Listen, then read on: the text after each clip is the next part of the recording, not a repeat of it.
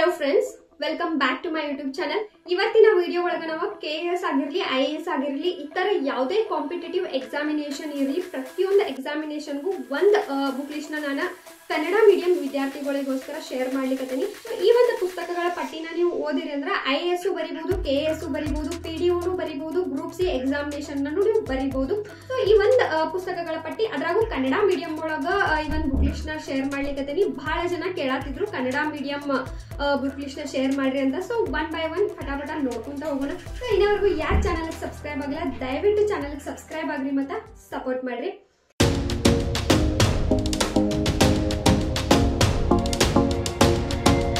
First NCERTs ಇಂದ ನಿಮ್ಮ ಒಂದು ಪ್ರಿಪರೇಷನ್ ನ ಸ್ಟಾರ್ಟ್ ಮಾಡ್ರಿ. 6th ಇಂದ 12th ವರೆಗಿನ NCERTs ನ ರೀಡ್ ಮಾಡ್ರಿ. ಆಕ್ಚುಲಿ ಸಜೆಷನ್ ಇದೆ, ಇನ್ ಕೇಸ್ ಟೈಮ್ ಜಾಸ್ತಿ ಇತ್ತಂದ್ರ ಬಹಳ ಟೈಮ್ ಕಡಿಮೆ ಐತಿ. ಬಿಕಾಸ್ ಈ KS ಆಲ್ರೆಡಿ ನೋಟಿಫಿಕೇಶನ್ ಬಂದೈತಿ. ಮೇ 5ನೇ ತಾರೀಕನೇ ಎಕ್ಸಾಮ್ ಐತಿ. ಹೆಚ್ಚು ಕಡಿಮೆ ಅಂದ್ರೂ ಒಂದ್ ತಿಂಗಳದು ಪೋಸ್ಟ್ಪೋನ್ ಆಗಬಹುದು, ಆಗದೇನು ಇರಬಹುದು, ಅದಕ್ಕಿಂತ ಹೆಚ್ಚು ಆಗ್ಬಹುದು. ಬಟ್ ಮ್ಯಾಕ್ಸ್ ಒಂದ್ ತಿಂಗಳ 1.5 ತಿಂಗಳ ಅಷ್ಟ ಹೆಚ್ಚಾಗೋ ಚಾನ್ಸ್ ಐತಿ. ಓದಾಕ ಕಡಿಮೆ ಟೈಮ್ ಅದ. ಆಲ್ರೆಡಿ 2-3 ವರ್ಷದಿಂದ ಪ್ರಿಪೇರ್ ಆಗೋರಿಗೆ ಏನ್ ಮ್ಯಾಟರ್ ಆಗಂಗಿಲ್ಲ. ಬಟ್ ಬಿಗಿನರ್ಸ್ ಗೆ ಕಠಿಣ ಆಗ್ತದ. ಆ ಟೈಮ್ ಒಳಗ ನೀವ ಸೆಲೆಕ್ಟೆಡ್ NCERTs ನ ಓದ್ಬೋದು. 8ರಿಂದ 12 ಓದ್ಬೋದು ಅಥವಾ 10ರಿಂದ 12 ತರಗತಿನ ಓದ್ಬೋದು. And economy related, geography related separate video ಮಾಡೇನಿ. ಯಾವ್ಯಾವ ಇಂಪಾರ್ಟೆಂಟ್ ಚಾಪ್ಟರ್ಸ್ ಅದಾವು, ಯಾವ್ಯಾವ ಸೆಲೆಕ್ಟೆಡ್ ಟಾಪಿಕ್ಸ್ ನ ಓದ್ಬೇಕಂತ ಆ ಒಂದು ವಿಡಿಯೋನ ನೋಡ್ರಿ. ಸೊ ದೆನ್ NCERTs ನ ಒಂದ್ಸಲ ನೀವು ಕವರ್ ಮಾಡ್ಕೊಂಡ್ರಿ ಅಂತಂದ್ರ ಆಮೇಲೆ ನೀವು ಮೇನ್ 5 ಏನ್ ಸಬ್ಜೆಕ್ಟ್ ಅದಾವಲ್ಲ ಅದ್ರ ಕಡೆ ಫೋಕಸ್ ಕೊಡ್ಬೇಕಾಗ್ತೈತಿ. ಬಿಫೋರ್ ದಟ್ ಕರೆಂಟ್ ಅಫೇರ್ಸ್ ಬಹಳ ಇಂಪಾರ್ಟೆಂಟ್ ಆಗ್ತೈತಿ. ಕನ್ನಡ ಮೀಡಿಯಂ ಒಳಗೆ ನೀವು ಪ್ರಿಪೇರ್ ಆಗುವಂತ ವಿದ್ಯಾರ್ಥಿಗಳು Kannada news paper, Prajavani news paper ನ ರೆಫರ್ ಮಾಡ್ರಿ. ಇನ್ನು ಮಂತ್ಲಿ ಮ್ಯಾಗಝಿನ್ ಬರೇ ನ್ಯೂಸ್ ಪೇಪರ್ ಒಂದ ಓದ್ರೆ ನಡೀತೈತಿನ? ಇಲ್ಲ, ಡೆಫಿನೆಟ್ಲಿ ಜೊತೆಗೆ ನೀವು ಒಂದು ಕಂಪೈಲೇಷನ್ ಅಂದ್ರೆ ಒಂದು ಮ್ಯಾಗಝಿನ್ ನ ಓದ್ಬೇಕು ಕನ್ನಡ ಮೀಡಿಯಂ. ಸೊ ಅರಿವು ಅಂತ ಹೇಳಿ ಒಂದು ಕನ್ನಡ ಮೀಡಿಯಂ ಮ್ಯಾಗಝಿನ್ ಬರ್ತೈತಿ, ಅದನ್ನು ಓದ್ರಿ. ಇಲ್ಲ ಅಂತಂದ್ರ ಸ್ಪರ್ಧಾ ವಿಜೇತ ಮ್ಯಾಗಝಿನ್ ನ ಓದ್ರಿ. ಇಲ್ಲ ನಾವಿನ್ಯ ಅಂತೇಳಿ ಮ್ಯಾಗಝಿನ್ ಬರ್ತೈತಿ, ಅದನ್ನ ಓದ್ರಿ. ಈ ಒಳಗೆ ಯಾವ್ದಾದ್ರು ನಡೀತೈತಿ. ಇದನ್ನ ಓದ್ಬೇಕು, ಇದನ್ನ ಓದ್ಬಾರ್ದು ಆ ತರ ಏನಿಲ್ಲ. Magazine, Prajavani news paper current affairs ನ ಕವರ್ ಮಾಡ್ಕೊಡ್ತದ. Then first important subject history. ಇಲ್ಲಿ again ancient history, medieval history, modern history 3 ಬರ್ತಾವು. ಪ್ರಾಚೀನ ಭಾರತ ಇತಿಹಾಸ, ಮಧ್ಯಕಾಲೀನ ಇತಿಹಾಸ, ಆಧುನಿಕ ಇತಿಹಾಸ. 3 ಸಲುವಾಗಿ ಒಬ್ರೇ ಆಧಾರ್ ಬರ್ತಾರ, ಕೆ ಸದಾಶಿವ ಸರ್ ಅಂತ ಹೇಳಿ. ಅವ್ರ ಪುಸ್ತಕನ ನೀವು ರೆಫರ್ ಮಾಡಬಹುದು. 3 ಮಾಡ್ರಿ. ಒಂದ್ ಯಾವ್ದಕ್ಕೂ ಜಸ್ಟ್ ಏನ್ಷಿಯಂಟ್ ಸ್ಕಿಪ್ ಮಾಡ್ತೀನಿ, ಮೆಡಿವಲ್ ಸ್ಕಿಪ್ ಮಾಡ್ತೀನಿ ಹಂಗ್ ಮಾಡ್ಬೇಡ್ರಿ. 3ನ ಥರೋ ಆಗಿ ರೀಡ್ ಮಾಡ್ಕೊಡ್ರಿ. ದೆನ್ ಸೆಕೆಂಡ್ ಈಸ್ ಜಿಯೋಗ್ರಫಿನೂ ಅಷ್ಟ ನೀವು ಅಲ್ಲೇ ಇಲ್ಲೇ ಬಹಳ ಹುಡುಕೋ ಅವಶ್ಯಕತೆ ಇಲ್ಲ. ರಂಗನಾಥ್ ಸರ್ ಅವ್ರ ಪುಸ್ತಕ 3 ಪುಸ್ತಕ ಜಿಯೋಗ್ರಫಿ ಮೇಲೆ ಅದಾವು. ಸೊ ಆತರ 3 ಪುಸ್ತಕ ತಗೊಳ್ಲಿಕ್ಕಾಗಿರ್ಬೋದು, ನೆನ್ಪಿಟ್ಕೊಳ್ಲಿಕ್ಕಾಗಿರ್ಬೋದು, ಕಠಿಣ ಅನ್ಸಂಗಿಲ್ಲ. ಸೊ ಜಿಯೋಗ್ರಫಿ ಸಲುವಾಗಿ ರಂಗನಾಥ ಅಂಡ್ ಹಿಸ್ಟ್ರಿ ಸಲುವಾಗಿ ಕೆ ಸದಾಶಿವ ಸರ್ ಅವ್ರ ಪುಸ್ತಕನ ಓದ್ರಿ. ದೆನ್ ಟು ಎನ್ವೈರನ್ಮೆಂಟ್, ಪರಿಸರ ಅಧ್ಯಯನ ಸಲುವಾಗಿ ಕೆ ಭೈರಪ್ಪ ಸರ್ ಅವರ ಒಂದು ಪುಸ್ತಕನ ರೆಫರ್ ಮಾಡ್ರಿ. ಇದೊಂದು ಕೆ ಭೈರಪ್ಪ ಅವರ ಸರ್ ಬುಕ್ ಏನೈತ್ಲಾ, ಆಸ್ ಇಟ್ ಈಸ್ ಇಂಗ್ಲಿಷ್ ಒಳಗೆ ಏನ್ ಶಂಕರ್ IAS ಬುಕ್ ಐತ್ಲಾ ಅದ್ರದ್ದೊಂದು ಟ್ರಾನ್ಸ್ಲೇಷನ್ ಐತಿ. ಸೊ ಹಿಂಗಾಗಿ ನೀವು IAS ಗೂ ಯೂಸ್ ಆಗ್ತೈತಿ, KS ಗೂ ಆಗ್ತೈತಿ, ಅಂಡ್ ಈ ತರ ಎಲ್ಲಾ ಕಾಂಪಿಟೇಟಿವ್ ಎಕ್ಸಾಮ್ಗೂ ಆಗ್ತದ.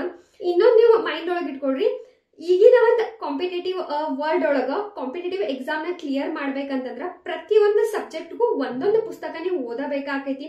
ಬಿಕಾಸ್ ಮೊದಲೆಲ್ಲ ಹೆಂಗ ಜಸ್ಟ್ ಒಂದಷ್ಟು ವ್ಯಾಲ್ಯೂ ಆಡೆಡ್ ನೋಟ್ಸ್ ಗಳನ್ನ ಒಂದಷ್ಟು ಏನ ಕಂಪೈಲೇಷನ್ ಒಂದ ಬುಕ್ ಬರ್ತಿತ್ತು, FDA ಸಲುವಾಗಿ ಬುಕ್ ಓದ್ರಿ ಅಂತ ಹೇಳಿ ಬುಕ್ ಓದ್ರೂ ಎಕ್ಸಾಮ್ ಕ್ಲಿಯರ್ ಆಗಿತ್ತ. ಬಟ್ ಈಗ ಹಂಗಲ್ಲ, ಈ ಕಾಂಪಿಟೇಷನ್ ಲೆವೆಲ್ ಬಹಳ ಹೆಚ್ಚಾಗತೈತಿ. ಸೊ ಎಲ್ಲಿಂದನೋ ಕ್ವಶನ್ ಬರ್ಬೋದು. ಹಿಂಗಾಗಿ ನೀವು ಒಂದ್ ಪುಸ್ತಕನ ಕಂಪಲ್ಸರಿ ಒಂದ್ ಸಬ್ಜೆಕ್ಟ್ ಮೇಲೆ ಓದಬೇಕಾಗ್ತದ. ಸೊ ಜಿಯೋಗ್ರಫಿ ಆಯ್ತು, ಹಿಸ್ಟ್ರಿ ಆಯ್ತು, ಎನ್ವೈರನ್ಮೆಂಟ್ ಆಯ್ತು. ದೆನ್ ಪಾಲಿಟಿ ಅನ್ನು ಅಷ್ಟ ಬಹಳ ಕ್ವಶನ್ಗಳು ಬರ್ತಾವ. ಇವೇನ್ 5 ಸಬ್ಜೆಕ್ಟ್ ಅದಾವಲ್ಲ, ಕೋರ್ ಸಬ್ಜೆಕ್ಟ್ ಎಲ್ಲಾನು 5 ಸಬ್ಜೆಕ್ಟ್ ಇಂಪಾರ್ಟೆಂಟ್ ಅದಾವ. ಸೊ ಯಾವ್ದನ್ನು ನೀವು ಸ್ಕಿಪ್ ಮಾಡಕ್ ಹೋಗ್ಬೇಡ್ರಿ. ಪಾಲಿಟಿ ಸಲುವಾಗಿ ಕನ್ನಡ ಮೀಡಿಯಂ ವಿದ್ಯಾರ್ಥಿಗಳ ಸಲುವಾಗಿ ಏನ್ ಎಂ ಲಕ್ಷ್ಮೀಕಾಂತ್ ಇಂಗ್ಲಿಷ್ ಮೀಡಿಯಂದಾಗ ಪುಸ್ತಕ ಐತ್ಲ, ಅದು ಕನ್ನಡ ಮಾಧ್ಯಮದೊಳಗೆ ಆಸ್ ಇಟ್ ಈಸ್ ಟ್ರಾನ್ಸ್ಲೇಟ್ ಆಗೈತಿ. ಆ ಪುಸ್ತಕನವ್ರು ತಗೊಳ್ರಿ ಒಂದ. ಇಲ್ಲ PS ಗಂಗಾಧರ್ ಸರ್ ಅವ್ರ ಪುಸ್ತಕ ಅಂದ್ರೂ ತಗೊಳ್ರಿ ಒಂದ. ಬಟ್ ಒಂದ ತಗೊಳ್ರಿ, 2 ಅಂತೂ ಒಟ್ಟ ಓದಾಕ್ ಹೋಗ್ಬೇಡ್ರಿ. 2ರೊಳಗೂ ಆಲ್ಮೋಸ್ಟ್ ಸೇಮ್ ಇರ್ತೈತಿ. ಪಾಲಿಟಿ ಹೆಂಗಂದ್ರ ಸಜೆಸ್ಟ್ ಮಾಡೋ ಪ್ರಕಾರ ಪಾಲಿಟಿ NCERTs ಅನ್ನ ಓದಾಕ್ ಹೋಗ್ಬೇಡ್ರಿ. ಬಿಕಾಸ್ ಅದು ಎಂ ಲಕ್ಷ್ಮೀಕಾಂತ್ ಆಗಿರ್ಬೋದು, PS ಗಂಗಾಧರ್ ಏನ್ ಬುಕ್ ಐತ್ಲಾ ಎಲ್ಲಾ NCERTs ಒಳಗೆ ಏನೇನ್ ಪಾಯಿಂಟ್ಸ್ ಐತ್ಲಾ ಅದನ್ನೆಲ್ಲ ಆಲ್ರೆಡಿ ಎಲ್ಲ ಕವರ್ ಮಾಡ್ಬಿಟ್ಟಾರ ಅವ್ರ. ಸೊ ಹಿಂಗಾಗಿ NCERTs ನ ನೀವು ಪಾಲಿಟಿ ಸಲುವಾಗಿ ಸ್ಕಿಪ್ ಮಾಡಬಹುದು. ಜಸ್ಟ್ 11ನೇ ತರಗತಿ ಒಂದು NCERTs ನ ರೀಡ್ ಮಾಡ್ಕೊರಿ, ಪಾಲಿಟಿ ಸಲುವಾಗಿ ಆಯ್ತು.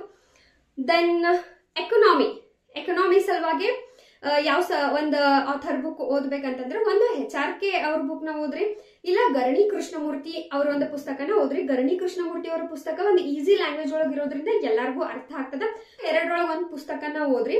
ಇನ್ನ ಎಕನಾಮಿಕ್ಸ್ ಸಲುವಾಗಿ ನೀವು IAS ಪ್ರಿಪೇರ್ ಆಗೋರ ಸೆಂಟ್ರಲ್ ಬಜೆಟ್ ಮತ್ತೆ ಸರ್ವೇನ ರೆಫರ್ ಮಾಡ್ರಿ. ಸ್ಟೇಟ್ ಗೆ ಪ್ರಿಪೇರ್ ಆಗೋರು ನೀವ್ ಏನ್ ಮಾಡ್ಬೇಕಂದ್ರ ಸೆಂಟ್ರಲ್ ದನು ಬಜೆಟ್ ಸರ್ವೆ ಓದ್ಬೇಕು ಅಂಡ್ ಕರ್ನಾಟಕದ ಒಂದು ಸ್ಟೇಟ್ ಬಜೆಟ್ ಸರ್ವೆನೂ ನೀವು ರೀಡ್ ಮಾಡ್ಕೋಬೇಕು. ಅದ್ರ ಒಂದಷ್ಟು ಸಮರಿಗಳು ಆಲ್ರೆಡಿ ನಿಮ್ಗೆ ಆನ್ಲೈನ್ ಒಳಗೆ ಜಸ್ಟ್ ಗೂಗಲ್ ಮಾಡ್ರೆ ಸಾಕ ನಿಮಗೆ PDF ಗಳು ಸಿಗ್ತಾವ. ಜಸ್ಟ್ ಡೌನ್ಲೋಡ್ ಮಾಡ್ಕೊಡ್ರಿ. ಅಷ್ಟ ಒಂದು 10-15 ಪೇಜ್ ಒಳಗೆ ಕವರ್ ಆಗಿರ್ತೈತಿ. ಅಲ್ಲಿಂದ ನೀವು ಅದನ್ನ ಕವರ್ ಮಾಡ್ಕೋಬಹುದು. ದೆನ್ ಒಂದಷ್ಟು ವ್ಯಾಲ್ಯೂ ಆಡೆಡ್ ಮಟೀರಿಯಲ್ಸ್ ಇರ್ತಾವು. ಏನೇನಂದ್ರೆ ಈಗ second ARC report, fourth ARC report, ಇವೆಲ್ಲ ನಿಮಗೆ ಎಥಿಕ್ಸ್ ಪೇಪರ್ ಒಳಗೆ ಹೆಲ್ಪ್ ಆಕಾವು, ಒಂದಷ್ಟು ಪಾಲಿಟಿ ಒಳಗೆ ಹೆಲ್ಪ್ ಆಕಾವು.